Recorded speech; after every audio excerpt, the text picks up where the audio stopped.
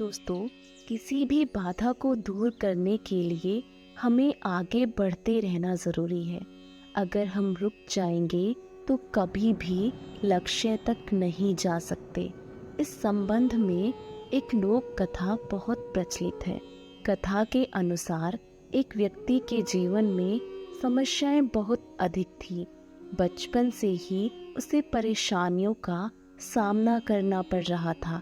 पिता का देहांत हो चुका था और बचपन में ही माता भाई बहनों की पालन पोषण की जिम्मेदारी उसके ऊपर आ गई थी। बड़े होने पर व्यक्ति का विवाह हुआ, लेकिन शादी के बाद भी उसकी समस्याएं और अधिक बढ़ गई। उसके जीवन में एक परेशानी खत्म होती तो दूसरी आ जाती थी। एक दिन वह एक संत के पास जाता है और उनसे कहता है, आप मुझे अपना शिष्य बना लें। मैं परेशान हो गया हूँ, बहुत दुखी हूँ। संत ने कहा, ठीक है, तुम मेरे शिष्य बन जाओ, मुझे बताओ क्या परेशानी है।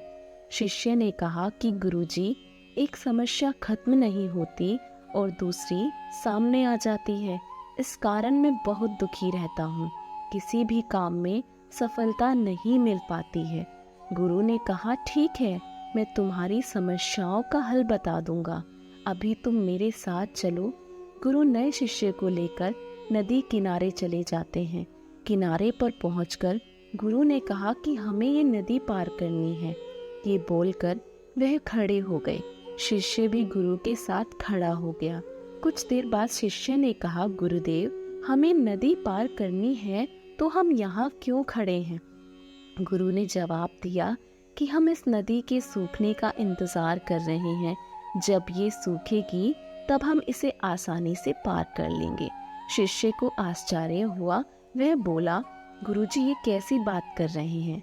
नदी का पानी कैसे और कब सूखेगा ये तो हमें नहीं पता। हमें नदी को इसी समय पार कर लेना चाहिए। संत ने कहा कि मैं तुम्हें यही बात समझाना चाहता हूँ। जीवन में समस्याएं तो आती ही रहेंगी, हमें रुकना नहीं है, लगातार आगे बढ़ते रहना है, तभी तो हम उन्हें हल कर पाएंगे। आगे बढ़ते रहेंगे तो समस्याओं के हल मिलते जाएंगे। अगर रुक जाएंगे तो एक भी बाधा पार नहीं कर पाएंगे। शिष्य को गुरु की बात समझ आ गई और उस दिन के बाद उसकी सोच बदल गई।